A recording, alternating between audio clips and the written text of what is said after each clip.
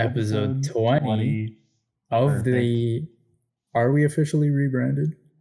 No. No, we are. We will At the end of the month, but end of the month, we will be rebranded. I think that's our deadlines on stuff. So We shouldn't... have we told them what it is yet? I don't think we have. no, I think we still. No, we should keep that a secret. I think we should keep that a secret. Yeah. I think you got to come up with a better logo before we can say what it is. Yeah, definitely. It's very similar to our current logo. Yeah, you could say that.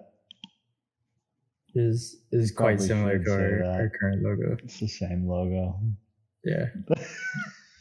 It's the same logo. Just we're gonna have a new name. Yeah. You're gonna hopefully expand social media. Hopefully expand social media. First step towards the FBA, my friend. Yes, sir. Expand maybe get footprint. Some people on board. You maybe get some people ready for fan voting on the FBA. Maybe by then too, we'll have some fun stuff to add to our videos. We'll have some fun stuff to hopefully add to our audio. Maybe even we'll have 2 people officially joining on the behind the scenes behalf. Well, theoretically, they were already here. Just now they're official. It's like extra official now, but yeah, it's gonna be hopefully exciting. I don't know. Nice I'm thinking that hopefully next semester is not as shit as this semester was, and that we can kind of get by on that and really just dive back into this full time when it's not a class type of thing. Yeah, for sure.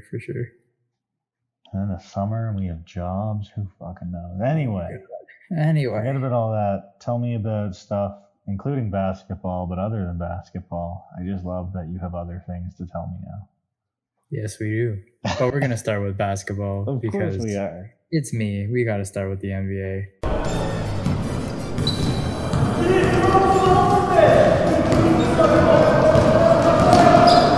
I kind of have a type with big men. The Boston Celtics are now kings of the East on a 9-game win streak. That's huge. That is massive. They currently have the best offensive rating in the league and the second highest points per game behind only Sacramento.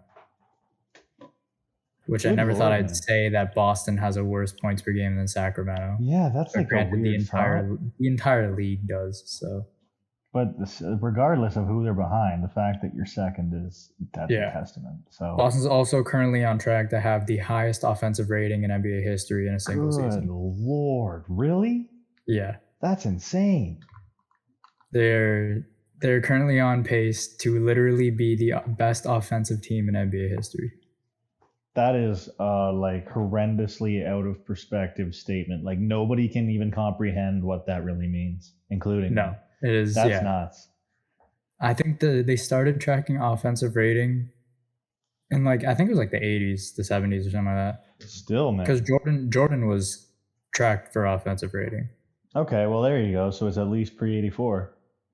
Yeah. So I think it was like late 70s or something like that. I haven't. I feel like the 70s was a big statistical kind of innovation era for most sports. Yeah. So yeah, Boston's real good. Yeah, Boston is sitting pretty, if you will. Which is funny because if you rewind to, I don't know, whatever our preseason episode was, I was like, I don't know if Boston's going to be able to put it together. Yeah, you were seriously doubting them, and I, as a dummy, was questioning you. But I mean, I'm looking pretty smart right now. I mean, when you look at what they had, but I wasn't the only one though. When you look at it before, no, they had no coach. No, Al Horford was out. Robert Williams was out. It was a mess in Boston. I'll admit there were some red flags, but clearly they've managed to figure it out. So shout out Boston. Clearly it didn't end up really mattering. Maybe it's another finals run for them. Maybe it's not. Who knows? I'd like to see it. One team they might have to come across is Indiana, though. What a weird finals that could be. Hey? Yeah. Indiana, well, it'd be a conference finals. Oh, I guess. Yeah, okay. Indiana's currently riding a 4-game win streak with Orlando up next. So let's basically just put that at 5. Tyrese Halliburton is averaging 20 and 10. And he's on track to be the first Pacer in history to average more than 10 assists per game. That's a weird stat. It is a really weird stat. When I first saw that, I did not believe it. No, that sounds made up. No Pacer in NBA history has ever averaged more than 10 assists per game. Haven't they had like some great playmakers in their history? They've had like decent playmakers. I guess it's because like Roy Hibbert and like Reggie Miller were really like the heroes. Say Reggie, but like the Paul George, Roy Hibbert, and Paul George, Roy Hibbert, and Reggie Miller. So there's not much. I always forget Paul George played in Indiana. He was really good. Remember when he hit that 360? That's such a crazy like flashback part of my brain I haven't accessed in so long. And he lands in like with his arms spread out. Oh yeah, ridiculous. Yeah. Makes you remember why he's like getting paid out the ass currently. Yeah, makes you remember that. Oh, Paul George is actually really, really good. Yeah, it was it's a crazy stat. For like, I guess for those who didn't know about it, go look it up because it is actually wild. I guess there wouldn't have really been any like true playmakers at the time. That's impressive though, man. If he can do that, that's one hell of an accomplishment to hang your hat on. And he's like 21. Yeah. He's a young guy, so maybe he'll become the greatest playmaking pacer in NBA history. Who knows? That'd be interesting. That'd be kind of crazy. And then not to mention he has a really good rookie next to him in Benedict Mathurin, who still looks like a terrific Rookie of the Year candidate. I know the NBA on their like official ladder, they have Benedict Mathurin at 1 above Paolo Banchero, and I heavily disagree with that. But that doesn't mean Mathurin's not playing out of his mind for a rookie. No. Like, the only reason I disagree with it is because Paolo Banchero literally leads in every single stat. Well, that's what it doesn't make sense. Like, I don't know what they're judging him on. So, like, yes, the Magic suck, but like... But that doesn't matter. That shouldn't matter for Rookie of the Year. Rookie of the Year should just be how that specific rookie is playing. I don't know if you realize how you have your league set up, but generally the best rookies go to the worst teams. Yeah. So you gotta figure that out. Yeah, so that's a little questionable. But Mathurin's playing out of his mind. I wouldn't be surprised if he did make a push for Rookie of the Year, especially like late in the season. If Paolo gets injured at like any point for like a significant amount of time, it's probably Mathurin's award to lose. I guess that's pretty much it. Who was the other one that we saw the other day? Was Jaden Ivey. Jaden Ivey. I don't know. I don't even feel like that's true competition for Paolo. No, I would say it's Benedict and Paolo that are running it. Like, yes, Jaden Ivey's playing really, really well, but it's not Benedict Paolo, or Paolo. Man. Like, they're just I'll stand by that until the day I die, I think. They're in a league of their own. They're crazy. Another team that's or a team that's not playing so crazy. It's Miami. Yeah, what the hell's going on? 17 games into the season, they're 3 games below 500. So like, I'm not saying it's time to hit the panic button, but it's getting real close. You've definitely got that little glass cover flipped up. Yeah. Oh, 100%. The little glass covers, the like hands like hovering the button right now. Oh, the banners on the monitor are going ballistic. There's banners you didn't know existed before. Yeah, little headset's not even on your head anymore. It's around your neck. Yep. You're sweating. They're like beads of sweat starting to go down your forehead. Yeah, for sure. Yeah, Miami's got to figure it out. Like, they're not... Like, the only reason I'm not saying hit the panic button yet is because they're only 3 games below 500, but like 3 games now could turn into like 15 games later. Absolutely. It's not insurmountable yet, but it could quickly become that. It can spiral out of control. I don't think that's going to work very well for them. So, I don't know. Like, maybe just figure out. Bam has been a little bit inconsistent. Jimmy's been playing terrific, so I'm not going to slander Jimmy Butler. No, Tyler but we've said it before. How far does Jimmy Butler get you? Right? Yeah, Jimmy Butler alone will not. He'll get you maybe to the finals, like, clearly, because he did that in the bubble. But otherwise, I don't think he's going to get you any further. Which, I mean, some may It's nothing argue like against Jimmy him. Butler Like, getting you to the finals is like not bad at all. But like when you're Jimmy Butler, you want to just win a chip. yeah, I think it like on a personal level, it would elevate you to like the next level of kind of stardom or whatever you want to call it, like the next tier. Yeah. But And like just I'm not from a saying perspective of a fan or a team owner or a teammate, like who doesn't want that guy on their team? Sure, but you yeah. need somebody else. Everybody knows that.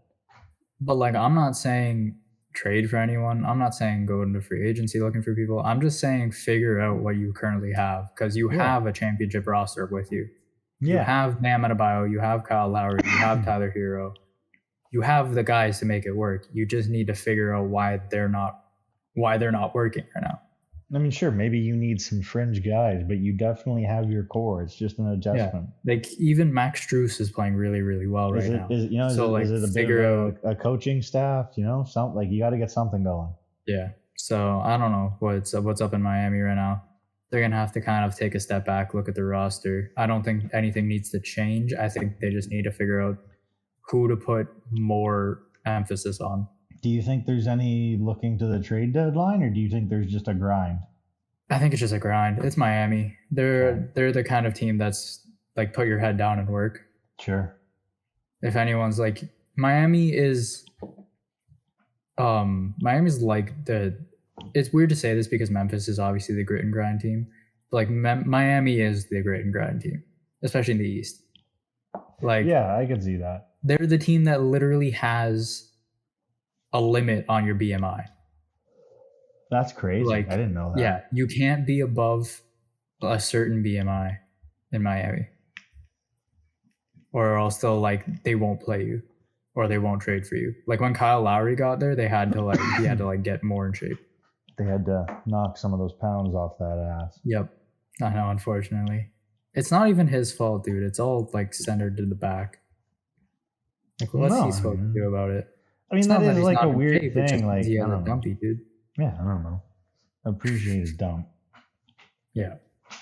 Speaking of dumps. Speaking of dump, you know who's not the dump? Utah again. It is a dump, but it is a dump. But Utah sits at the top of the West once again. We're gonna keep talking about them until they start sucking, because and then when they start sucking, maybe we'll talk about them a little more. I'm already tired of hearing the words Utah. Utah Jazz 12-6. They're now a game ahead of Portland, Phoenix, and Denver, who are all tied for second. Lauri Markkanen is scoring 22 points a game on 54 and 37 from three. I don't know what's happening, dude. Mike Conley is averaging 5.4 assists per turnover.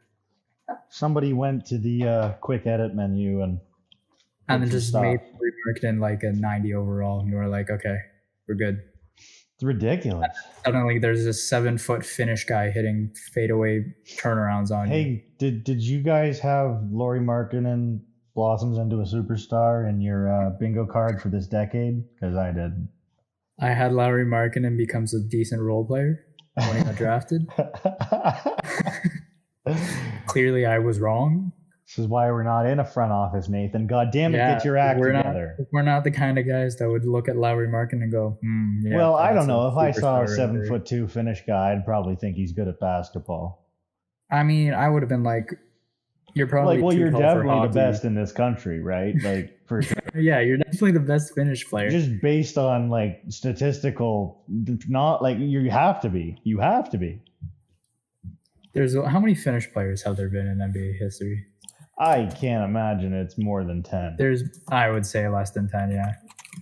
Like, if it's even more than 5, I'm going to be impressed. Let's take a look. There's how many 4? Played more than one season, though? There are 3. Okay. One of them played 24 games. Okay, that's kind of what I expected. The other one played 155 games. Okay, so you got a few seasons in there. Yeah. For context, Lowry's currently at 300. Yeah, exactly. So I saw he is by video far today the greatest Finnish player in NBA. I saw history. A video today of Julio Rodriguez in a private police security vehicle in the Dominican Republic, getting his own private parade. People were flocking to the streets to cheer for him.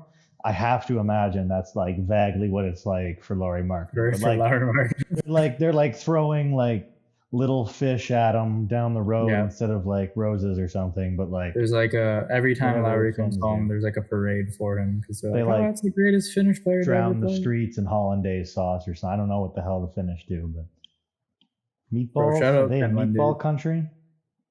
I feel like My Sweden's best more of a friend meatball is country, like right? descendant of Finnish. I feel like I should know what's going on there, but I don't. Shout out Finland. They're Shout doing out great. Finland. I know they have a good hockey team, so Yeah. It's Utah's. We're gonna keep talking about Utah. I know it's tiring, but like until Utah is not good anymore, we're gonna keep talking about it. Because I don't know what else you do. Like, how do you ignore? I don't know, like, you're now forced to like, add at the deadline. That's what you do. You're forced to add. Yeah, honestly, if I'm Utah, I'm trading Lauri Markkinen at the deadline. Oh, really? And I know that sounds crazy, but you can get so much value for him. Yeah, but actually, how much value have you really built to this point? Not much, but clearly he's proven that he has a very high ceiling. It's not even a half a season, Nathan. You haven't proven anything. No, clearly he's proven that he has a very high ceiling. I think this is like the dream scenario for Utah. This is your ultimate, like, okay, we had to sell. We're expecting years of mediocrity, and holy shit, we're better than we were. We're paying these guys nothing. Let's go get somebody. He's signed until 2025. Maybe you keep him for more than this year. You keep him. Okay, yeah, exactly. You have too much team control. You have 3 years. You have 3 years of him. You keep him for a couple years. You trade him on his contract year. I think this year and next year are a given for him. I think next year, like you go, if this year pans out how it has, you go, okay, incredible. Let's find some small additions that'll help us in the long term, a little bit now. Lauri, if you get this or better next year, okay, now we're looking at you as a piece, I think, and you can then like, okay, now he has true value built. Either you trade him, and I don't think that it's a bad thing because you're probably getting max value at that point. I don't know. I think you have to hold him for now. Their most expensive player is Mike Conley right now. Yeah, of course it is. Who's there for... And he'll be expiring this year probably. He's expiring next year. Okay, there you go. And then they have Colin Sexton for 4 years, Lowry for 3. But Mike Conley's $24 million is not guaranteed, so we'll have to see how that goes. I don't know, man. I think that regardless of what happens with Conley, you go, okay, we've got our current year core. Like the next few years, Sexton and Markkinen, and we're going to find what works around them. Yeah, they're clearly it's working, and they have so much money. They have so much money to spend. Exactly. That's what I mean. You have to go get something because you can afford it. Why would you let those resources You can literally go into free agency and just be like, we have Lauri Markkinen. Do you want to come play with Lauri Markkinen? And I guarantee you a bunch of players are like, yes. Right now, yes, they probably do. Because you can pay me and we'll be pretty good. Especially because Utah is apparently the place for fixing up your career if you were considered a bust. Because Colin Sexton's not doing too bad there either. So, I guess Utah just is going to be a free agency destination for those guys who are like fringe superstars or fringe all-stars. That would be a nice turnout for them, though. Like if you're that front office, if that's a reputation you can build. Oh yeah. Like I don't think they're going to get anyone. They're not going to get anyone who's like a bona fide superstar already. No, but if you can go get a high upside guys, you can make a franchise on that. Clearly their development team is actually pretty solid. Hey man, look at Tampa Bay in baseball. They got guys you've never heard of every single season making up more than half of their roster, and they find a way to make the East extremely difficult for everybody else. Fair. Exactly. So Utah's just the Tampa Bay of basketball. Develop, man. It's the new thing. Forget free agency. Moving on to some other surprises. Sacramento currently sits 5th in the West. They're above Memphis, the Clippers, New Orleans, Dallas, Minnesota, and Golden State. It's just unfair. Sacramento. the team that has missed the playoffs since like 2007. The West is just an absolute tire fire, man. Apparently, Utah's at the top. Sacramento's fifth. Sacramento State is like has no idea what's going on. Yeah, no. Sacramento dropped 150 something points on the Nets. Good Lord. And that is the reason why they have the highest points per game out of all the teams right now. Is because they dropped 154. And this isn't not in overtime either. This is regular. That's stupid, dude. I think they beat the Nets by like 30, and they dropped like 154 or something like that on them. That's so stupid. If I'm Brooklyn, I'm depressed. Like, oh yeah, no, that's Sacramento Brooklyn, like, just another slap in the face. You're like, oh, okay, thank you, more, yeah, like yeah. And that's all the season is for them. To put into perspective on how close the West is right now, Sacramento's fifth, and they're half a game away from being tied for second. Holy shit! Like Sacramento's currently in the pile of Portland, Phoenix, and Denver. They're currently like on the same, like in the same sentence as Portland, Phoenix, and Denver. Man, like, what is basketball? Never happened to me before. I've never had that situation. I can without a doubt say this is the first time in my life I've experienced this situation. If you are a Sacramento Kings fan, which I apologize if you are, you're probably one of the happiest people in the world right now. Everybody in that front office just runs around their offices at night with the lights out, like doing a little leprechaun dance, going, "It works, it works!" Like they don't believe it either. Yeah, no, I guarantee you, Sacramento fans were prepared for like another year of not making playoffs. Especially because I think their biggest addition was Malik Monk, which like is a nice pickup. Which is a nice pickup, but like you need a star. Clearly they don't, but you need a star. Which they found in De'Aaron Fox because clearly they developed him into a star. He's averaging the highest points per game, field goal percentage, 3-point percentage, and rebounds per game of his 6-year career so far. That's so fucking good. I'm so happy about that. So like De'Aaron Fox, I think he's averaging, it's like 50, 53, 54 from the field. Let's go. His 3-point is up to like 36, I want to say, which is still good. Like 50, 40, 90 is like peak basketball, right? Dude, I'm so happy for that. I don't care about Sacramento at all, but I'm super happy for De'Aaron Fox. Yeah, me too. Especially because he's just been locked into Sacramento forever. Yeah. I think having Domantas Sabonis come over helped a lot too, because like bro's a rebounding machine and sometimes he'll score for you too. Sure. So, never an issue having the Lithuanian Lightning on your team. No. I look forward to seeing Sacramento make the playoffs this year. And finally, the last team that we're going to talk about, the Los Angeles Lakers are winning. They're on a 3-game win streak. They're now 5-10, which is still not great, but they're winning. It was against the Spurs, the Pistons, and the Nets, so it's not super impressive. Hey, man, get those wins. There's still wins. 5-10 looks way better than 2-10. Anthony Davis looks like Anthony Davis is looking like Pelicans Anthony Davis, to be honest with you. That's crazy. Except he has a Ben Wallace throw now, which is pretty respectable. Bit different, but impressive nonetheless. And I mean, it's looking good. I think he's averaging like 25 points in the last couple games. So he deserves some wins, and he's getting them.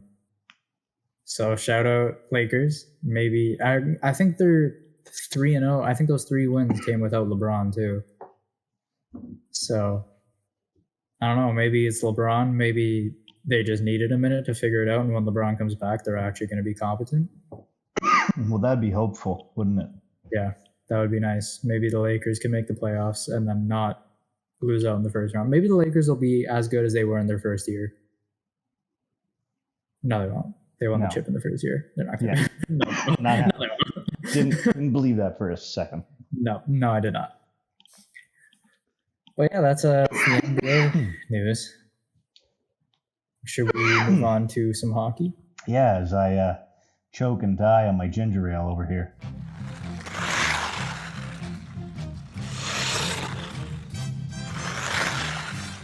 I got my eye on the three of you guys. You pull one thing, you're out of this game. Now I run a clean game here. I have any trouble, I'll suspend you. I'm listening to a fucking song! For sure. We're going to take a look at all the divisions in hockey. I don't have too many notes on them this time because not much has changed. That's New okay. Jersey extends their win streak to 12 games. Good Lord. They are currently running the Metropolitan. It is theirs. Crazy. They are dominating. I think Pittsburgh jumped Philly in the standings. Oh, they play Edmonton in half an hour, Nathan. Oh, is it going to end? Are we going to 13 games? Or are we dropping to 0? Who knows? You're doing the hockey report, not me. I don't. They continue to kick the piss out of Canadian teams, though. Senators, Maple Leafs, and Canadians were the last three, and then before that, it's Coyotes, then Senators, Flames, Oilers, Canucks. They just beat the shit out of the Canadians. I'm thinking New Jersey's taking. Oh my God. What, you think you're better than me? That's just all they're doing. That's just, they come, oh, hey, how are you? Hey, you think you're better than me? They beat the living shit out of them on the ice. That's how it goes. New Jersey is like Canada who? Yeah, exactly. Fuck it. That's so funny, dude. This is not their country, unfortunately. Oh my God. Oh, that would be the worst. Oh, can you imagine if we're just North Jersey now? That's all we are? Terrible. What a nightmare. North Jersey. In the Atlantic, Boston is now at a plus 38 on goal differentials, while now being 16-2. Oh my God. Plus they 38. Need to invent another league. Plus 38. Oh man, 16-2 blows my mind. 16-2. I didn't think you could do that in hockey. What's the average? What's the average on this? Their goal differential is 2.1. They're winning hockey games on average by 2 or more goals. Stupid. That's insane. I love it, dude. And I mean, like, now at least Toronto fans have an excuse for not winning. Yeah, because, Boston is absolutely just mucking the league. And there's diffy, you might say. Built quite diffy. Who's another team who's built diffy, but in the wrong way? At least football's good. Buffalo, yeah. Hockey, not so much. Buffalo's on an 8-game losing streak. They still sit above Ottawa in the standings, at least. Of course they do. But yeah, it's not great. We kind of Ottawa just keeps getting beaten by the goddamn Devils. Of course they do. Feel like every time I look at New Jersey's past games, it's like, oh, they've beaten Ottawa 3 times in the last 2 weeks. Nice, okay. Yeah, it's rough. It's not great for Buffalo or Canada, apparently. And maybe, clearly it's Boston's division, but for sure. We'll see. Otherwise, maybe someone else will try and challenge the Leafs for second. In the Central, Colorado has officially joined the game of musical chairs that Dallas and Winnipeg had going there. Awesome. It is now a three-way game of musical chairs for first. Dallas is currently in the chair. They have 5 more points, I believe, than Colorado and Winnipeg, who are tied at 21 points. Fair enough. Small lead, but that's good. It's gonna be a fun game of musical chairs to watch. I think Colorado is gonna finish with the chair. It's gonna be one of the only competitive division, right? Apparently, it's just New Jersey, Boston, and Vegas. Otherwise, have you seen those videos? People playing musical chairs, and like right before the song ends, the other person like pulls the chair out and sits in it. Yeah. Yeah, I feel like that's what Colorado's gonna do. I hope so. I like Colorado. Dallas was about to sit down in the chair, and Colorado's gonna be like, yoink, it's my chair now. Fucking go Nordiques. True, exactly. Shout out old Canada. Vegas in the Pacific struggled a little recently. They're still on the top of the division, but their goal differential dropped from a plus 30 to plus 21. So a 9-goal drop is not terrific, but they're still 5 points above the Kings, who have 29. The thing is in hockey, though, I don't care how much of a lead you build up, it's not really ever safe. Yeah, no. Like Boston, maybe, but even then, if they get 1 or 2 injuries, like if your goalie goes down, oh fuck, like look out. You know what I mean? Yeah. So Vegas could lose their spot at the top of their They're division. just making it interesting. That's all they're doing. But I think they're gonna kind of figure it out and hold on to it. Maybe get that goal differential back up to plus 30. Who knows? And lastly, we got to shout out the boys. Anaheim. They've successfully gone from a 300 win percentage to a 306 win percentage. Attaboys. I'm proud of you guys. We're going to have an Anaheim report for the rest of the season, I'm telling you. Nathan, do you have any like predictions for like Anaheim? deep contenders right now? Oh. And if you just tell me New Jersey, Boston, or Vegas, I'm gonna be disappointed. But New Jersey, Boston, Colorado, Vegas. Yeah, okay. I would be high to say anything else. Maybe Vegas, you could say something else. Maybe you could say LA instead of Vegas. That'd be a fun upset. I'd like to see that. Not that I want to see Vegas lose, but I'd like New Jersey, Boston, Colorado is like almost. Oh, I guess New Jersey, Boston is like set in stone. Colorado, for sure. They're the reigning champs. You can't rule them out. You can't rule them out. And then my prediction for Anaheim is they finish like they finish with a win percentage of, let's say, like 274. Oh, it's looking fucking bleak in the desert, my friends. I'll say 274 for Anaheim. Nathan's right about this shit. I'll give myself leeway. We'll say give or take 25%. Or I guess not 25%. That's a big set of leeway. Give or take 2.5%. So what's that? Like I said 27 or something like that. 274. So that's 3. That's about 300, and then like 250. So from 250 to 300 is where Anaheim is going to end the season. That seems real safe to bet. Yeah.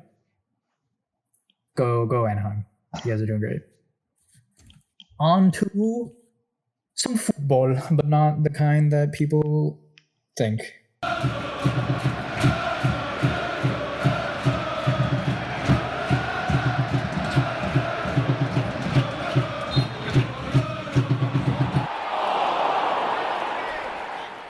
We're going to the one that's actually played with the feet. You talk about the bad football here in North America. The one that North Americans don't like very much. The dark side. Football. The FIFA World Cup is officially underway, with Ecuador beating Qatar 2-0. Been getting a lot of TSN updates, a lot of notifications. 2-0. I have to use the right. Oh yeah, you're gonna have to swap over here.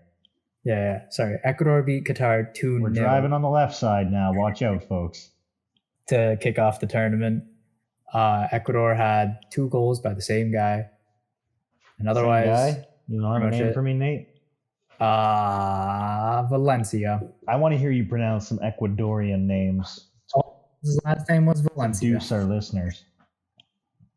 Oh, I guess for the next one, I'll have to go take a look at what the goals were. But I have a fun little story for you. Okay.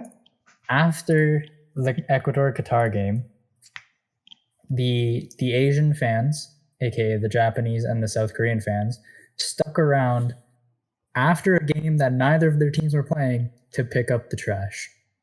Really? Yes. Okay. So leave it to the Asian fans to go around and pick up the trash after. None of their teams were even playing that day. They were just there. That's like the strangest thing I've ever heard of, Nathan. Yeah. How did you even hear that? I feel like you'd have to be there to know what's happening. No, there was a little there was like a story that came out. There's like an article that came out or whatever. That's like crazy. Not like an article, but like, a tidbit. Like a little tidbit, yeah. That's interesting. That's really interesting. Yeah. The Ecuadorian player's name was Ener Valencia. Ener, wow. He scored Okay. both goals. One was I got a penalty name that you will, I promise, not beat. I have maybe the Alright. greatest name of all time. Okay, I'm trusting you there. Following that game, England played Iran. This was the next day, but England played Iran. They crushed them 6-2. Jude Bellingham, Bukayo Saka, Raheem Sterling, Marcus Rashford, and Jack Grealish were the scorers. Bukayo Saka scored 2 of them. And on Iran's side, Mehdi Taremi scored both of their goals, with one coming out of a penalty shot 13 minutes of extra time. So I don't even know how stoppage time, I guess it would be. I don't know enough about the way that they do the soccer time calculation. So, like, it seems to be real fucking however the ref feels. All the minutes that are penalties, yeah, they get added up and added to the end, but it's just the guy doing it in his head, right? Like, it's just the ref who goes like, all right, 10. Well, because it's like any time that there goes like the ball goes out or there's like a free kick or something, like any time that the clock should be stopped gets added at the end instead. But does he like have a stopwatch? Like, I don't know. I think someone does it just winging outside of it. I think someone does it outside of it. I would hope, but it never seemed like it to me. I don't know. Yeah, I don't know. It's normally kind of just how the ref feels. But yeah, so England smoked Iran. Not really a big surprise there. Netherlands played Senegal. Netherlands won 2-0. Cody Gakpo and Davy Klaassen were the scorers for the Netherlands. And lastly, we had the States and Wales, who tied or drew 1-1 with Timothy Way. That looks like a Welsh name, but he's playing for the States. Timothy Way and Gareth Bale scored for Wales. Timothy Way for the States. I feel bad asking you to do the names now. I feel like I've really just stuck a stick right in your bike tire. Gareth Bale tied the game with on the 82nd minute on a penalty shot. So that's a little rough for the States. But Canada plays. And you know what's great? What's great? Apparently Belgium is afraid of us. Belgium's afraid of us? Yes. Well, that's strange. Because they're defensively, so their star forward, their star striker, I think he's a forward, is injured. Okay. Eden Hazard is apparently just fat now, so he's not super athletic. Fair enough. And their defensive line is all slow.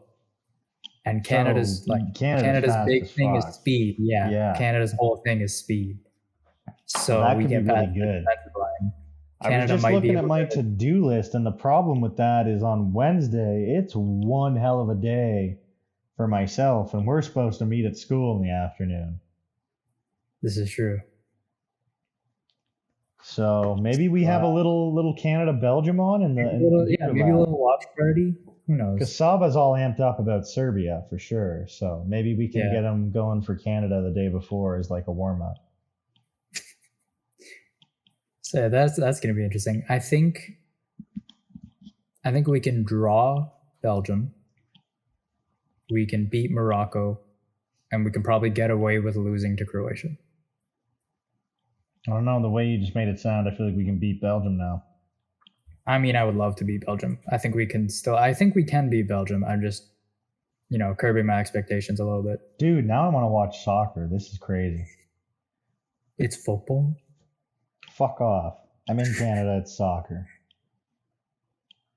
And so, yeah, that's the FIFA World Cup report. Obviously, it just started, so next week is going to be much larger in the FIFA World Cup report. Exactly. I'm going to have to come up with a better name for it. You're going to have to practice the names? I'm going to have to sit there and look them up. Mm-hmm. Curse you, Travis. Curse you. And moving on to my last piece for my rambling today. little something, for the effort, It'd be a lot cooler if you did. F1 2022 season has wrapped up in Abu Dhabi.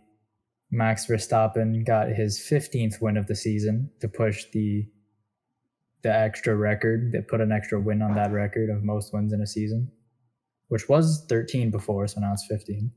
Charles Leclerc secures second in the driver's standings with a second place finish in Abu Dhabi. Checo Perez lands in third in the driver's standings. And the top three constructors, can you guess what they were, Travis, even though you can read them? Well, had I not read them, I feel like I probably could have guessed these. Probably. I might have missed one of them, but I definitely would have gotten Red Bull and Mercedes. Yeah. Red Bull, Ferrari, Mercedes, as per usual, top the constructor champions. And unfortunately, Sebastian Vettel retiring, finishes 10th in his last race before retiring. Oh, well, that's good. Better than I do. So. Got points. Yeah, it's gonna be sad to see. It's gonna be sad to see him go, but he'll probably be back on the grid when Audi comes back. German driver, German team. He's gonna come out of retirement. You think so? Is that your pipe dream as a fan? That's the prediction right here. I don't know, man. Drivers get bored. They always get back in a car at some point. Yeah, exactly. I feel like drivers always want to, either they go to like IndyCar or something. They'll go get in some car somewhere, yeah. I promise. Yeah. And this is my favorite thing. So I watched this race. It was at like 8 a.m. Okay. I watched this race, and somehow, now former Williams driver, Nicholas Latifi, I know that, finished behind Lewis Hamilton. Yeah, shout out Canadian. Finished behind Lewis Hamilton, who retired from the race before he did. Latifi was so far back. He was so far back that Lewis Hamilton could DNF before Latifi, and Latifi DNF'd after him and still ended behind him. That's nuts, dude. Because I think Hamilton had a whole extra lap on Latifi. Wow. So Latifi would have had to complete one more lap before DNFing in order to pass Hamilton. Holy shit, dude. That's nuts. Which was crazy because the thing was, I was watching it, right? You know how they show the times on the left side? Yeah. There's Hamilton that says out, and he's in 18th. And then you see Latifi with his time at 19th. That's so funny. Which indicated he was still driving. That's hilarious, dude. Just such a fun technicality. Latifi is notoriously a terrible driver, which is, the Canadians aren't great at F1 except for Jacques Villeneuve. But yeah, now you if you didn't understand why before, you probably understand why I said former Williams driver, because he's no longer an F1 driver. Right. He might go to IndyCar or something. Maybe he'll become like a NASCAR driver. Although he might cause a lot of crashes in NASCAR. So. Become a NASCAR driver? That's just a slap in the face to the sport. That'd be super. Yeah, if you're telling an F1 driver to go drive NASCAR. Man, that's the Nathan report for this week. Nathan report. It's 42 minutes. 43 minutes. Yeah, you stacked them up today. I'm going to fly through some stuff, but I'm probably not going to fly through these because there are some fun things to talk about.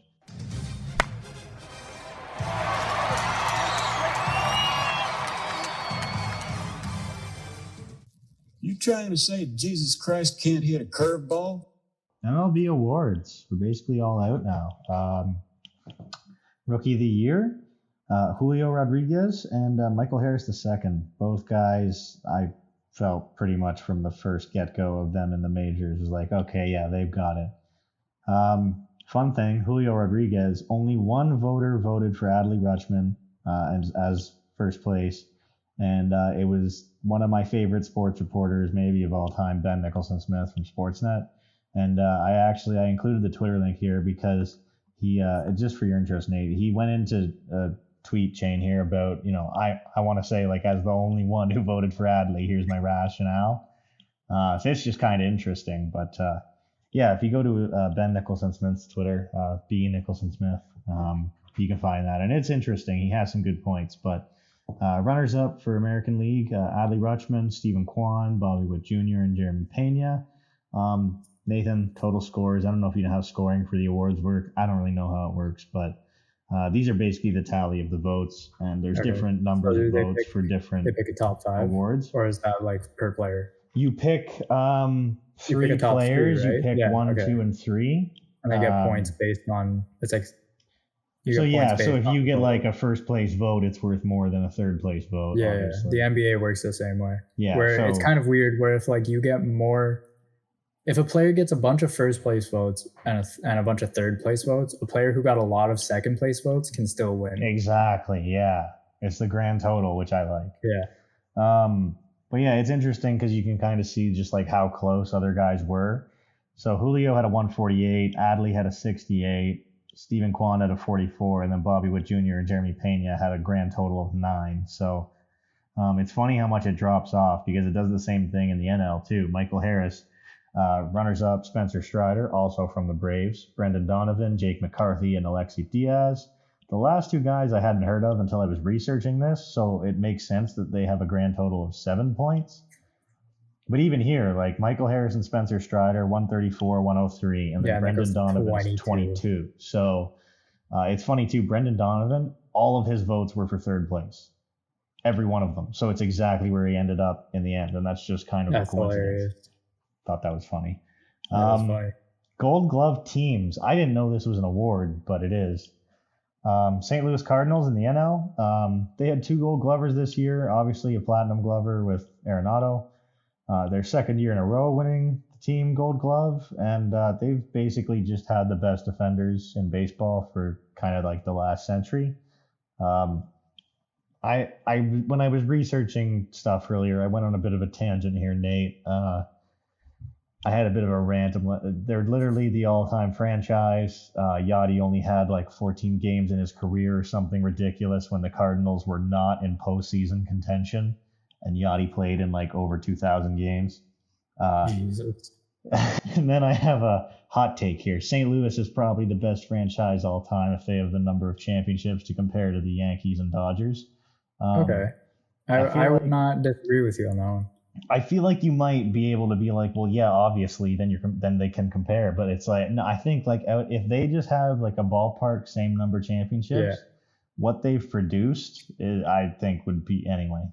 Hot take. Because like, yeah, no, I see that. Like if they were closer in championships, they don't need the same number. They've been around for the same amount of time. They have a similar history, and like the players that have come out of there, they're of similar caliber. Like, I think that it's just year to year, the St. Louis Cardinals are so consistently phenomenal.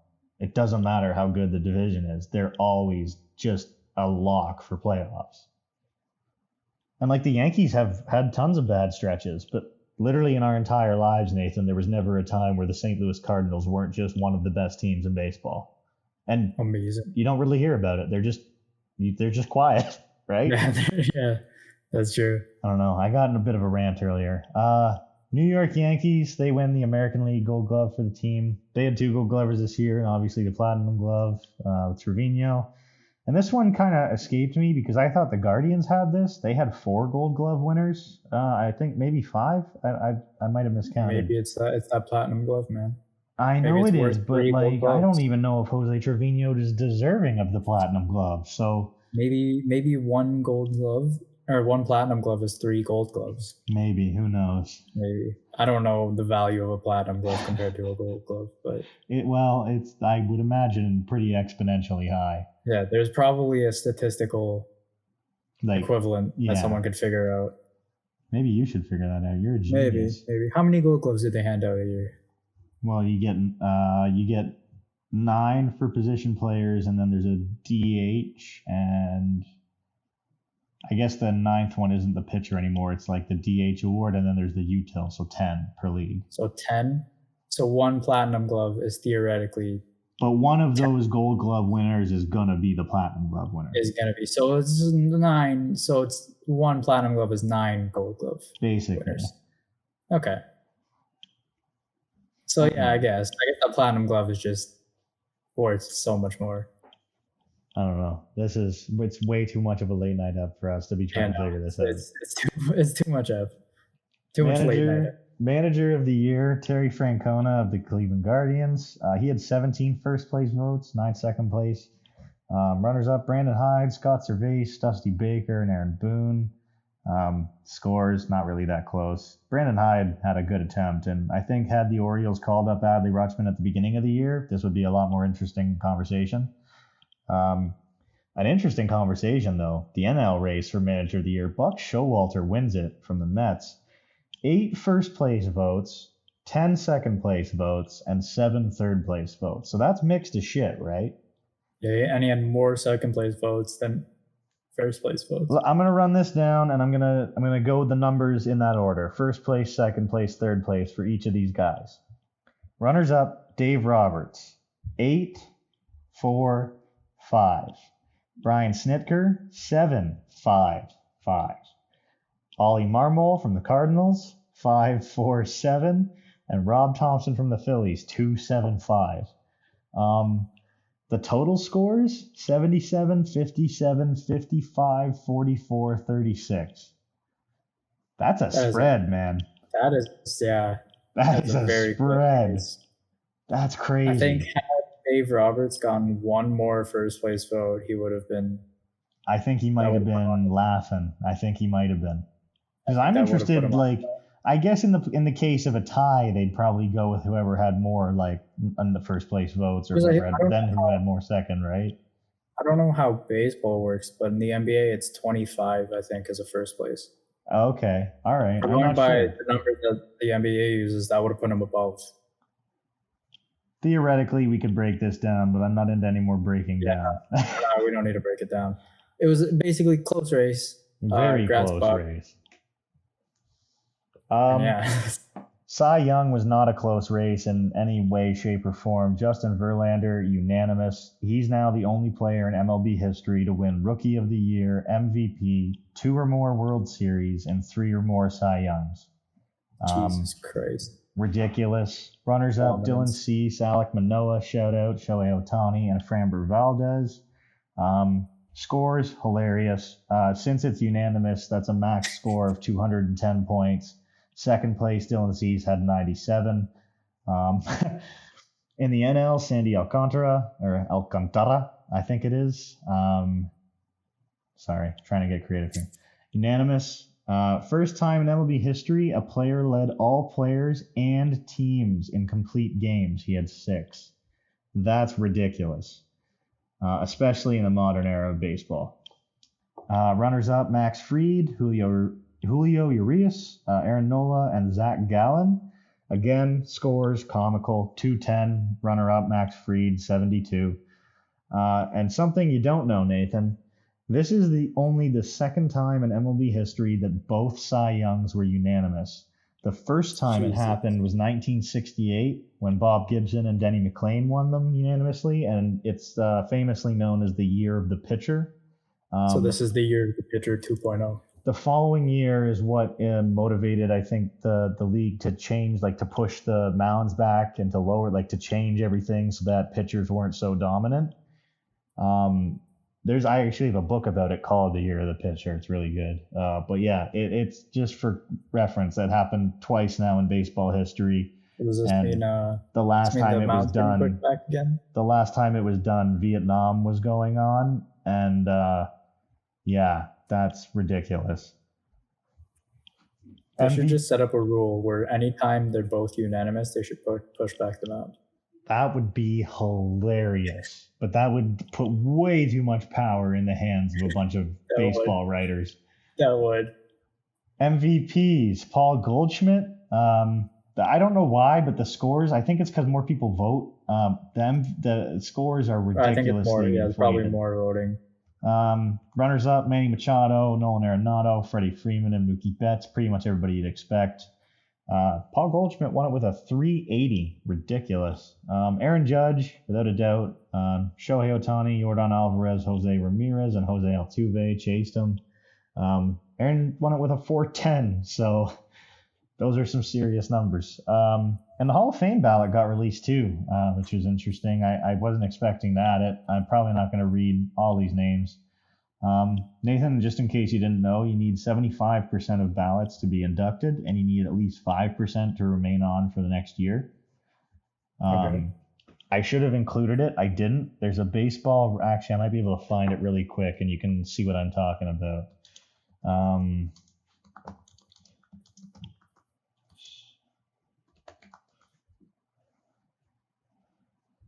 This is it, I think. Yeah, I'm going to send this here to you. I'm actually just going to drop it in the doc if I'm being honest. There you go. That shows you the metrics that are used, and they're not perfect. And since it's based on votes, it's not perfect. But you can see their Hall of Fame metrics, their JAWS, their WAR, that kind of stuff. And basically, if you look at it on a simple statistic here, the HOFM, if you have more than 100, it's a good chance. Less than 100, it's a poor chance. Okay. And so you can kind of see right away who's looking good. I'll read out the names of the guys who have the best chance of getting in, and probably really the only chances, unfortunately. Carlos Beltran, Todd Helton, Torrey Hunter, Andrew Jones, Jeff Kent, Andy Pettit, Manny Ramirez, Alex Rodriguez, Francisco Rodriguez, Scott Rowland, Jimmy Rollins, Gary Sheffield, Houston Street, Omar Vizquel, and Billy Wagner. If you're not a fan of like 90s, 2000s baseball, that's a crazy list of players. And the other players in here too that probably won't make it are pretty great too. Guys like Bobby Abreu, Mark Burley, R.A. Dickey, Mike Napoli. I mean, pretty good Hall of Fame. They're good when I recognize some of the names. Yeah, exactly. There you go. Nathan's able to keep up. So if I had to lock anybody into the Hall of Fame, I'm going to say Carlos Beltran without a doubt. I'd also say Todd Helton for sure. The thing with A-Rod is always like the steroids. That's a bunch of these guys. Manny's going to see the same thing. Andy Pettit might see the same thing. And frankly, I think it's kind of bullshit. Not that I think I want steroids in the game at all, but for the entire decade of the 90s, you have to assume everybody was doing them because everybody was. So I don't think it diminishes what they do. I mean, like Barry Bonds was a Hall of Famer before he ever put anything in his body. So I don't know. It's a hot bar topic, but a lot of these guys I think deserve to be in there and are going to get in there. So thought I'd shout that out. And now we've got a crazy amount of baseball here for you, Nate. I'm going to rip through some of these, but I had to add some links because there's some guys I'd like you to look into a little bit, and we're going to get to the best name ever. So it's going to be a good section here. I think you've heard about it more than you've wanted to lately, but the Blue Jays traded Teoscar Hernandez to the Seattle Mariners for pitching prospect Adam Macko and a reliever Eric Swanson. Cool. Nate, I don't know if you watched any of the videos I sent you in like a Maniac or anything. Eric Swanson, I added his baseball reference page. He was basically the best middle reliever in baseball last season. Cheap, controllable, great pitching prospect, looks really good. I remember when he was drafted. It's great. Corner outfielder, 1 year left. It's great. I know it's Teoscar Hernandez, and I'm real attached, but it's okay. Yep. Made a good move. It's going to be real hard to see him in a Seattle uniform, though, especially after they just knocked us out of the playoffs, and he hit 2 home runs against them in a playoff game off of, come on, the storylines. The storylines. Tampa Bay traded reliever JT Chargois and infield prospect Xavier Edwards to Miami for a couple of prospects. Kyle Lewis traded from Seattle to Arizona, presumably to make room for Teoscar Hernandez. Good change of scenery for both of these guys, Kyle Lewis and Cooper Hummel, going the other way. Cooper Hummel's like a catcher, outfield, first base guy who never really kind of found a home. Kyle Lewis was Rookie of the Year in 2020 in the shortened season, but just kind of hasn't found it, been injured. So excited to see how that goes. By the way, if you see any of these guys who you see something that intrigues you, mention. Rays DFA'd Ryan Yarbrough. In my mind, he's like Justin Verlander because every time he pitches against the Jays, he dominates them. But in reality, and looking at his career numbers, it's not quite the case. Pretty average. But definitely a guy who's going to get picked up by somebody. Not for what he was worth, but by somebody for sure. Couple qualifying offers: Martin Perez with the Rangers and Jock Peterson with the Giants. My potentially number one off-season pickup, Tyler Anderson, signs with the Angels, 3 years, $39 million. Unfortunately, not the Blue Jays. I would have I think I was gonna be okay giving him more than that. I think I said 345. Yeah, so 345. Little disappointed, but Angels need pitching, and I guess you get to go play with Mike Trout and Shohei Ohtani, so it's kind of hard to pass up. Not to mention it's just down the freeway, so that's okay.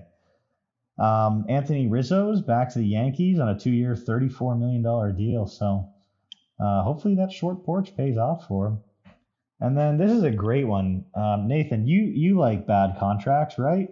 Oh, I love bad contracts. Jason Hayward's your fucking guy then, Nate.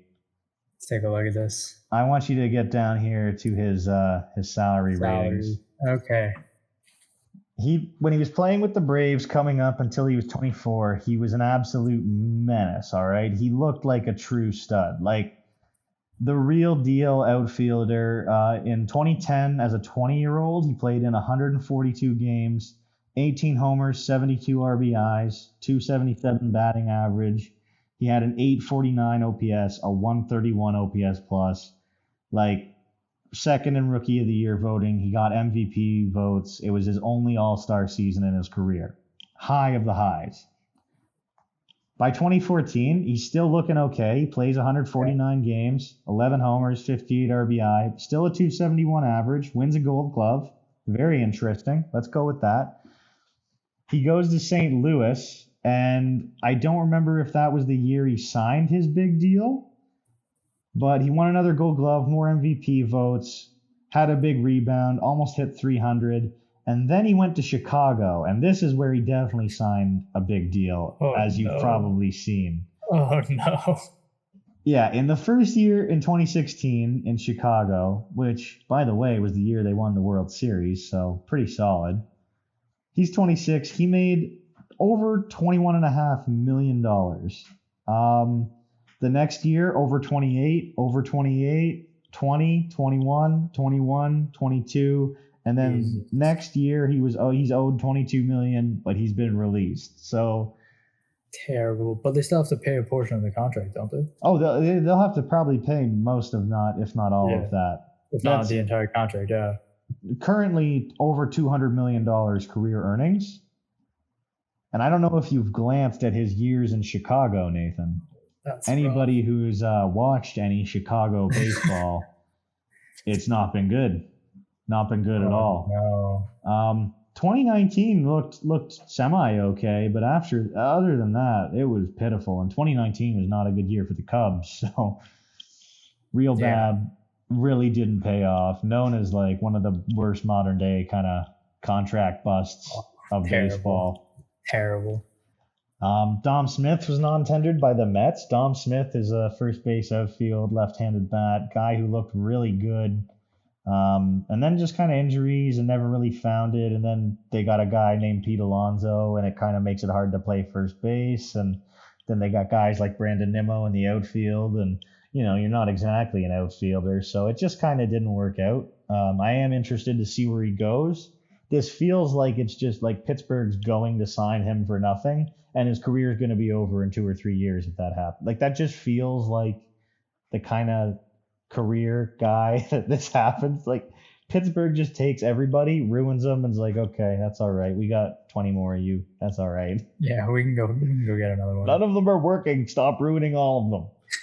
Gio Urshela traded to the Angels for the greatest named pitching prospect in the history of history, Alejandro Hidalgo. And I don't know if you know the movie Hidalgo, Nathan. It's a 2004 movie. I've never seen it. I had a lot of DVDs growing up, and so when I had a favorite, you'd get used to the trailers all the time. And I've seen this trailer maybe hundreds of times. I don't remember what movie it was with. I've seen this hundreds of times. And the way the guy says Hidalgo in the trailer is like, it just put this emphasis in my head that like, that is a That's how you have to badass name. pronounce That's it how you, from now on. that is it. So could you imagine you're an announcer, you're calling a minor league game and you get to talk about, Alejandro Hidalgo. that's right, you just can't help but say it like Bruce Buffer, for fuck's sake. Like, it's incredible. So go fucking Twins, I guess. Isaiah Kiner-Falefa is back to the Yankees, 1 year, $6 million deal. Kind of didn't see that happening, but whatever. Twins acquire Kyle Farmer as well from the Reds. Reds acquire Kevin Newman from Pittsburgh, which I didn't see happening, but interesting. Washington did Luke Voigt a favor and non-tendered him so he can go play somewhere that actually matters. One of my more favorite ones, Cody Bellinger, non-tendered. You know Cody Bellinger, Nathan. I do know Cody Bellinger. I don't know if you know how good he was. He was MVP, Rookie of the Year, 2-time All-Star, Gold Glove, Silver Slugger, NLCS MVP, obviously won the World Series in 2020. A true menace in his first couple of years in the league. In 2017, he hit 39 homers. In 2019, he hit 47. And since then, he struggled to play in 100 games. Yeah. Last year was his first full season, and it didn't look good. 210, 19 homers, 68 RBI. Really uninspiring. The Dodgers don't want to pay him. They've got young guys who can come up and play. It's only 26. Only 26. MLB lineage. His dad was an MLB player. And, not for nothing, some people think this is not the best move. I'm not necessarily one of them. I would love it, if the Jays went out and got Cody Bellinger right now. He's a free agent. Really, really, really rough past few seasons.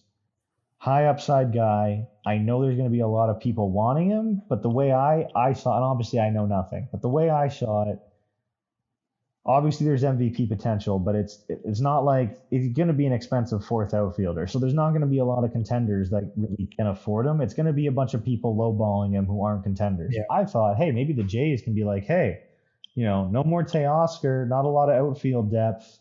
We're contenders. How about you come rebound your numbers in one of the more hitter-friendly ballparks in baseball?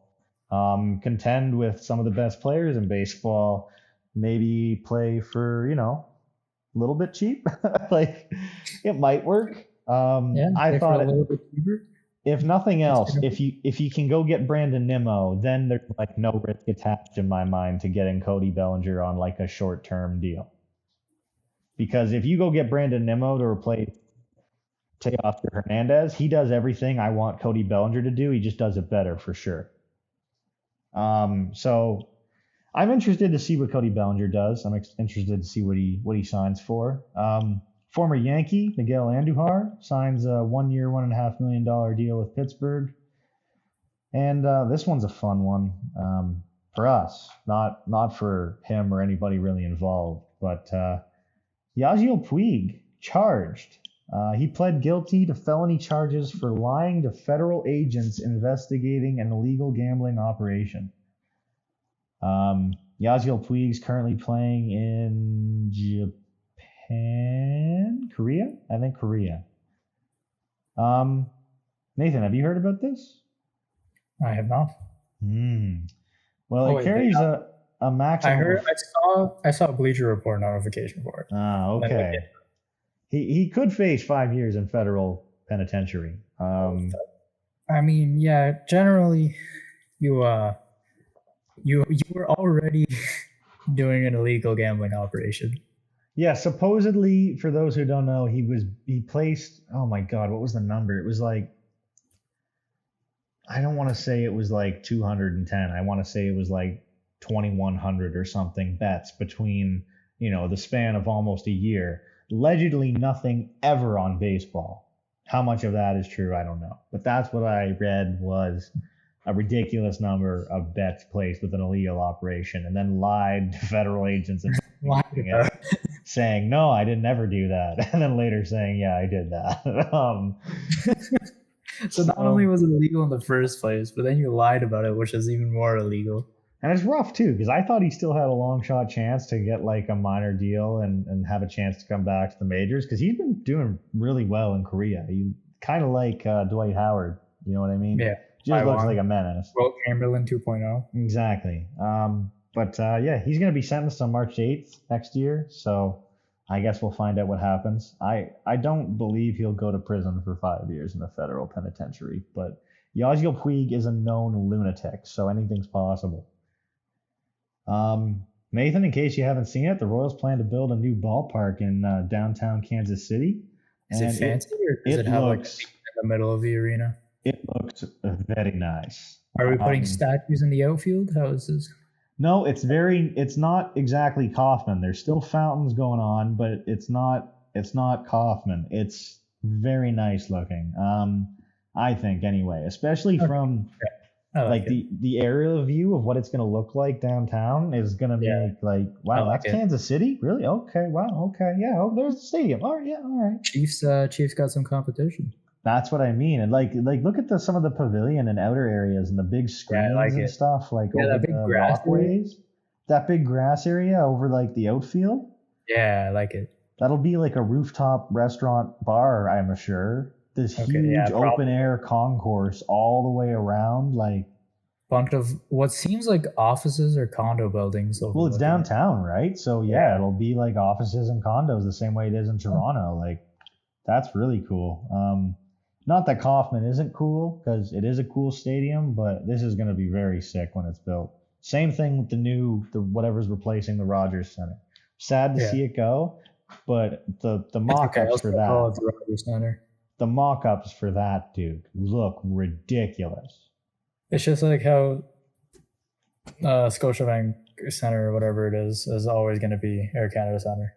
Oh yeah. Well, for us, like for people before us, that's not even Rogers Center. That's Skydome. That's Skydome, yeah. So it's funny. It's funny how that works. David Forst is going to be taking over baseball operations for the Athletics. Billy Beane's going to become a strategic advisor after something like 21 years or more, 25 years, I think. Brad Pitt is no longer going to be the head of baseball operations? No, Brad Pitt's out of a job. No, not Brad Pitt, dude. He'll probably find work acting or something, I'm sure. Oh, yeah, probably, yeah. Real feel-good story with this one. I apologize if I pronounce this wrong. Olivia Picardo, I believe. She made the Brown University baseball team, and she's the first female in history to be on an active NCAA Division I baseball varsity roster, which is one hell of a qualification. But that is 100%. What it means is that's badass. She's badass, and she's a pitcher. I've seen her pitch. I don't know, like what. I guess Division I, so pretty good. But man, she has a nasty curveball on her. Like makes guys look real dumb at the plate with that curveball. It's very impressive. I mean, if it doesn't work out, I'm sure she could get like a crazy good YouTube channel out of it. That'd be interesting. It's probably a few higher dreams and aspirations than that, though. Well, I'm just saying, like, I mean, it's a big reach for us. That's what we're doing. It's a big reach for us. Yeah. I'm just saying you could probably make a YouTube channel out of just like purely embarrassing guys at the plate. That's true. Yeah, you could just invite like people who think they're good at baseball players, minor leaguers, college guys, whatever. Strike them out. Just whiff them. That'd be great. And Nate, I don't get to do this often. This is a fun one. Say it. Jersey talk. Some new jerseys to look at. Jersey talk today, boys. We're doing jersey talk again today, lads. They are jerseys that I actually like. Jersey talk. Jersey talk. Jersey talk. So excited. Twin Cities. They unveil new jerseys. I like them, Nate. I like them a lot. I like them. They're kind of boring, but I like them. Well, I didn't like the Twins jerseys forever because I thought them like what, like there's nothing going on. I think the boring works.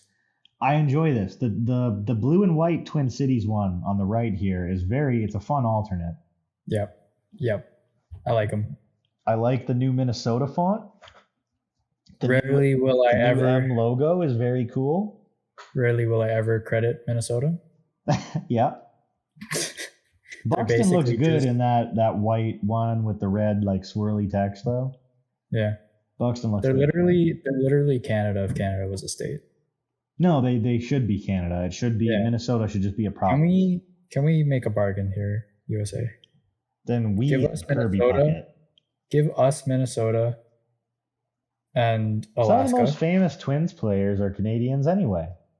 Exactly, that's what I'm saying. Give us Minnesota and Alaska. We'll give you Nothing. PEI.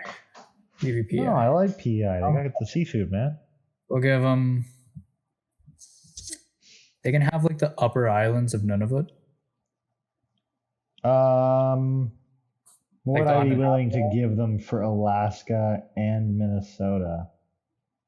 I'd be willing to give them Quebec. Yeah, but Quebec's a big money maker for us. Yeah, but they want to do their own thing anyway. Let them go be a We state. could just do Saskatchewan. No, I don't know. I don't want to give them anything. Fuck it. I don't Give want them the to say it. Idaho of Canada. The Idaho of Canada.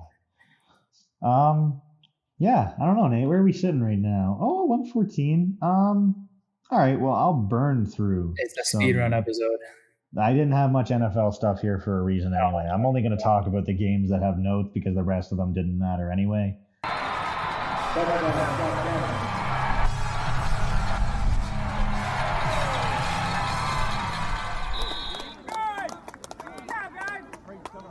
Titans defeat the Packers 27-17 on Thursday Night Football. Ryan Tannehill looked great. 22 for 27, 333 yards, 2 touchdowns. Derrick Henry was 2 for 2 throwing with 4 yards and a touchdown.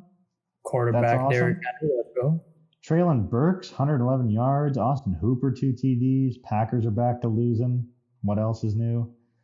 The Justin Fields report, Nathan, 14 for 21, 153 yards, 1 touchdown, 1 interception, 18 carries, 85 yards, 1 rushing touchdown in a 27-24 loss. Yeah, and Chase Claypool is still not an option, apparently. I don't know what's up with that. Eagles, not that it has notes, but they didn't take a second loss. They nearly did, 17-16 to the Colts, but they got it. Battle of the Bees. Bills defeat the Browns 31-23. Jacoby Brissett, who the hell are you? 28 for 41, 324 yards, 3 touchdowns. Ridiculous. Most of that's Amari Cooper, 8 receptions, 113 yards, 2 touchdowns. Devin Singletary and James Cook both had exactly 86 yards rushing. And Nyheim Hines, their new addition, the guy who was supposed to be a great utility pickup, 1 rush, -8 yards, didn't get another touch all day. Don't know what's going on with that. Rough. Lions kicked the piss out of the Giants 31-18. This is a weird day. I don't know why the Lions won so much. I can't really tell. Everybody was pretty good. Jamal Williams had 3 rushing touchdowns, but he only had 64 yards. The Lions' leading rusher only had 66. Goff had 165 yards, no touchdowns, no interceptions. Amon-Ra St. Brown had 76 yards. The next receiver had 33. Kirby Joseph and Aiden Hutchinson both had interceptions, which I would imagine one of them scored on them at least here, right? You don't get 31 points from 3 rushing touchdowns. Yeah, no. So, anyway, weird, but the Giants don't know what's going on with you boys. And lastly, the Cowboys absolutely thrashed the Vikings 40-3. Dak was 22 for 25. That's efficiency. They said you guys had a win streak. Let's take that. Yeah, I'll do something about it. Be a shame if your win streak ended. Zeke had 2 touchdowns. Tony Pollard was the leading rusher and receiver for the Cowboys.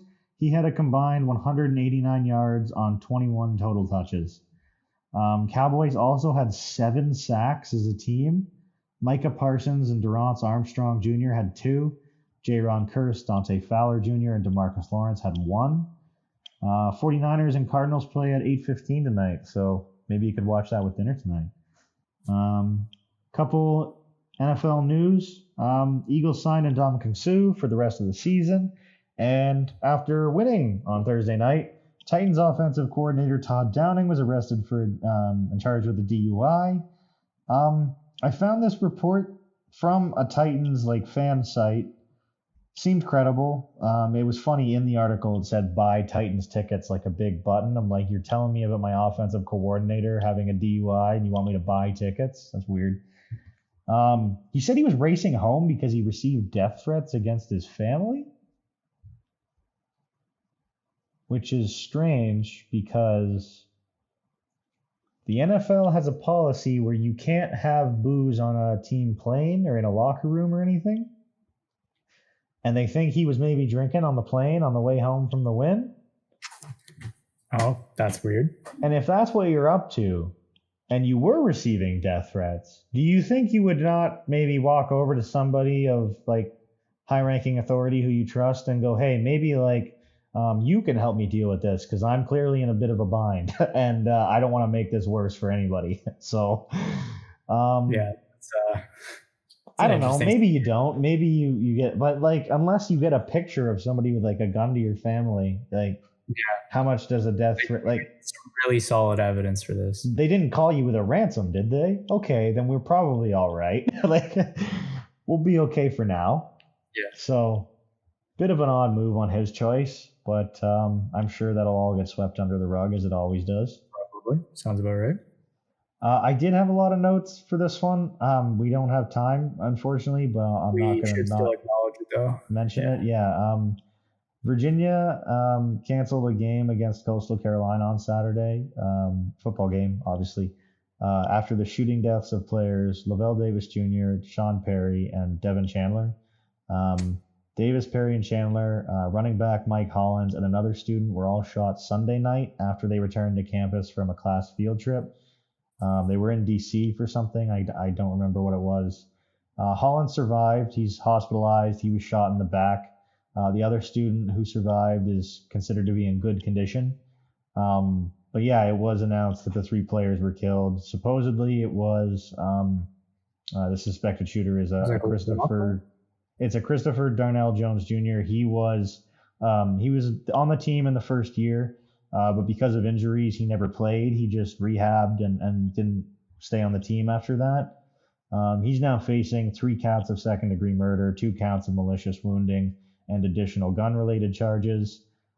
He didn't enter a plea on Wednesday. There was something about him wanting to hire a lawyer when he was assigned a public defender. There's no reason so far as to why it was done. There was a manhunt afterwards that took place. He was found on Monday afternoon in Henrico County, about 80 miles east of Charlottesville. His arrest ended an hours-long manhunt. It was an overnight lockdown of UBA's campus as well, with about 500 people sheltering in classrooms and libraries all night. His father, Chris Jones Sr., said that his son was paranoid about something, but he wouldn't tell him. He said that he'd visit him about a month before, and he had said some people were picking on him and he didn't know how to handle it. His dad said, don't listen to them, ignore them, just go to class, what you always say. But there's something there. So he sounds like he's putting up a bit of a show in court as well. So obviously it's a terrible tragedy, and I feel terrible and wish the best for everybody affected, and then for obviously those injured to get better. But just a ridiculous thing. They returned on a bus and they were all in there together, and nobody really knows what happened. There was just gunshots that started happening. So between that and the basketball game, don't know what's going on right now, man. Yeah, a lot of stuff is going on that shouldn't be going on. But, yeah, it'd take somebody much smarter than I to figure out anything about that. But unfortunate news continues. Hendon Hooker, Tennessee quarterback, tears his ACL. He's going to miss the rest of the season. It was midway through the fourth quarter of their 63-38 road loss to South Carolina on Saturday. It ends his potential All-America Heisman season, so that's a huge blow. And not to mention with that loss, the Vol season pretty much wrapped up. So real sad day if you're a Tennessee fan. USC beat UCLA 48-45 and clinched a spot in the Pac-12 title game. And as I said, South Carolina upset Tennessee. Spencer Rattler was incredible, but that's it for Tennessee. Grey Cup, this was not as good as the Eastern Final. I'll say that. But my prediction, Nathan, I don't know if you ended up looking. I looked to double check. And God damn it, if I had sort of mistyped, I would have got it right. My prediction, if anybody doesn't follow on Twitter, I said the Argos were going to win 32-24. The final score was 24-23 Argos. So, I almost had it. I had the right numbers. I had the wrong order. Didn't place a bet or anything because I'm not you, but they ended up having a huge comeback. AJ Ouellette, kind of the breakout running back this year. 2 touchdowns. There was a huge interception. Enoch Mwamba ended up winning the game MVP and the most outstanding Canadian. He intercepted the game, Zach Collaros late in the game to kind of get the momentum rolling for a late drive for Toronto. And they had a problem too because their starting quarterback, McLeod Bethel Thompson, ended up getting injured late in that quarter. So Chad Kelly, the backup quarterback, who I didn't know but is awesome, is the nephew of former NFL star Jim Kelly. I would hope anybody who's heard of football knows that name. He ended up coming in and leading like an awesome final drive to score the touchdown and win the game. And it was huge too because Winnipeg was going for their 3rd consecutive Grey Cup win, which was, how many times has it been done here?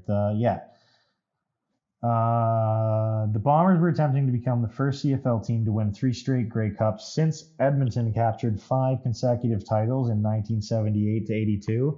And I have a fun connection to that you would never guess, I'm sure. Nathan, have you ever heard of a guy named Hank Ilisic? I have not, no. Hank Ilisic is a CFL all-time legend. He played with those Edmonton Eskimos teams from 78 to 82. He played there for a lot longer than that, I believe. But he was their punter, the kicker, and he was basically the best kicker in the league for his entire career in the CFL. He was also a backup quarterback, and I believe he slotted in at receiver from time to time. He was a legend on these teams, a huge time legend. I was at the Argos game with one of my best friends, Jack, and his dad when Hank was getting inducted into like the all-time Argos ceremony. It was super cool. He came to my high school and coached our dreadfully horrendous football team for a season as a favor to my friend's dad. So I got to work with one of the all-time CFL, and this guy, like, I don't know, he's in his 60s maybe when he was coaching us, and he could kick a football 140 yards without trying. That's crazy. He would stand in the end zone at the far end of the field after we were all done. You know, he would make and then he trained us the way I wish we'd been trained all 4 years. We were running till we were throwing up. We were doing suicides at the end of practice. Classic. It was ridiculous. It's what you wanted of football if you're football. How'd you guys do that season? Terrible. We were we had a win, and we only won in 2 out of 4 years. So something. But he would go to the end zone after that was all done. We'd drop all of our gear, and we'd sit at literally at the goalposts at the other end. And he'd kick footballs the length of the field, and we'd have to try and catch them. And he called it receiver practice. But it was return practice, sorry. But it was literally just him going, being like, hey, watch how good I am at football. We were like, oh my God. Watch how far I can kick this. Dude, his calves are bigger than my head at 65. His calves are bigger than my head. It's ridiculous. So kind of a cool little attachment when I was hearing them talk about, those Edmonton teams. But it was a great game. Obviously, there's a Winnipeg connection in the backfield for Toronto with Andrew Harris, who was a Winnipeg Blue Bomber forever. Huge for him to come back and get to play against his former team and get a win against them. So with the win, by the way, Toronto extends its record of consecutive wins in the Grey Cup to 7. So if they make it, they win it. I watched their win in 2017 too, and that was a great win. And more football. The XFL had their draft. Oh my God. We haven't actually talked about the XFL at all. No. It kind of it's the XFL. It's the XFL, but hey, Dwayne "The Rock" Johnson, and you know what I mean. So Yeah. I included a link here, Nathan. You can go see everybody who was drafted. Oh, wonderful. The draft for the revamped XFL, if you'll remember it started up a couple years ago, took place this week in Vegas. Selections were split over 3 days. There's 8 teams in the league. They announced their quarterbacks on Tuesday. They returned on Wednesday for 44 rounds, 11 each for offensive skill positions, defensive backs, the defensive front seven, and the O-line. And then on Thursday, they chose kickers, punters, long snappers, and any other players they still wanted. Only players not currently under contract with another professional league were eligible at the time. There's going to be another supplemental draft in January for all those who have expired contracts at the point, and then teams can draft them, I think. I would like to shout out the 10th overall pick, DeMontre Tuggle. That's a great name. This is now my favorite player in the XFL. Is it? Just because of the name, right? Just because of the name. DeMontre Tuggle for the Arlington Renegades. Shout out that man right there. I hope that they still just let them put whatever they want on their jerseys. Yeah. I still, if anybody ever listens to this and has any line on a he hate me, like OG 2001 XFL jersey, I will pay any amount of money for that. You know what I'm talking about, right, Nate? I don't know. All right, I'll fill you in after the show. If anybody ever hears this who has any way of knowing, I will literally do anything for that. But yeah, so I don't know. It kicks off. Its season opens in mid-February, I believe. So I guess we'll see what happens then. But I don't know. I'm excited to see what this rendition of the XFL. We're gonna have to keep an eye on that too. Yeah. No, man, more leagues to talk about as we hit the 1 hour 30 mark. It literally just crossed 1:30, so we need no more leagues. Yeah. We're gonna need to hire people to do like another show and cover leagues. I know. We're gonna have to like split them up into like per sports. Oh, that's it. We could do like an R sport and an off sport episode. Yeah. Nobody listens to one a week. They're not going to listen to two. No, they're not going to listen to a week. We'll see that. If you listen to one a week, I thank you. We thank you. Congratulations, especially for making it this far. Yeah.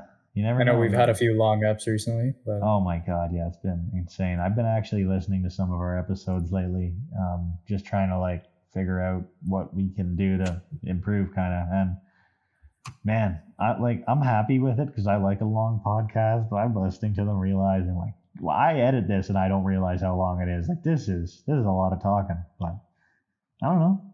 If we're averaging like 8 views a week right now. I don't know if you're going and clicking on them, but I'm not. Yeah, I've been looking at them every so often. Sometimes I'll go and like listen half an hour. We have two little numbers. We obviously inflate our numbers if we do that. So yeah, I don't watch them too much. I'm not huge on listening to my own voice. No, I talked about it, so I probably know what I said for the most part. I don't know. I shouldn't say that because I don't know what I'm saying most of the time. But anyway, if you made it this far, appreciate it. Yeah, thank you. We can continue to chat on Totally Off Pod on Twitter. Totally Off Pod on Twitter. Like, comment, soon subscribe. To be, maybe also on IG, maybe on TikTok, something like that. Maybe there's rumblings about a TikTok. There is some rumblings in our tumblings. Yes. But yeah, you'll hear Run about that soon. Not us. Because neither of us are adept at TikTok. No, God no. But hopefully we're doing okay here. Hopefully you're enjoying. Yeah. Hopefully you'll listen next week. And we look forward to seeing you then. Bye-bye.